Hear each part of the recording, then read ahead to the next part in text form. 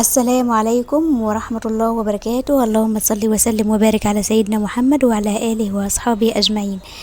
ازيكم عاملين ايه؟ حبيت بس اقول لكم نصيحة.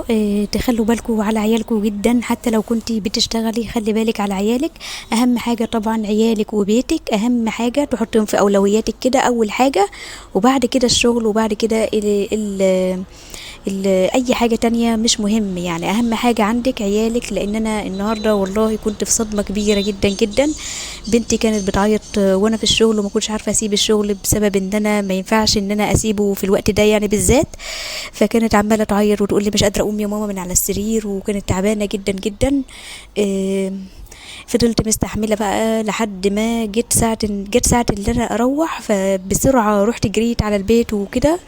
الحمد لله لقيت بنتي، يعني الحمد لله كويسه، بس كنت عايزه بص، يعني عندي في ساعة كده كنت خلاص أنا مش طايقة الشغل ومش طايقة أي حاجة قدامي، ومش شايفة أي حاجة قدامي أصلا.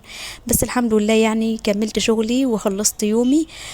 بس أنا بنصحكم ما تسيبوش عيالكم، تتابعوا معاهم على التليفون. اللي بتشتغل برضو تخلي بالها على عيالها. أهم حاجة عيالك. كل حاجة بعد كده مش مهم، يعني والله العظيم بجد عيالنا أهم حاجة عندنا. أهم حاجة، دول مسؤولين عنهم قدام ربنا، زي ما انت مسؤولة عن شغلك مسؤولة برضو عن ولادك. تخلي بالك عليهم. اهم حاجة صحتهم. تخلي بالك برضو تأمني البيت كويس قوي قبل ما تنزلي شغلك وكده، وربنا يعيننا جميعا يا رب ان شاء الله، ويقوينا يا رب. ويعيننا على لقمة عيشنا ان شاء الله بإذن الله. ربنا يوفقنا جميعا يا رب، اللهم امين. بشكركم جدا. لو الفيديو عجبكم ما تنسوش تضغطوا لايك، وتفعلوا زر الجرس عشان يوصلكم كل فيديوهات الجديدة. اشكركم جدا. مع السلامة.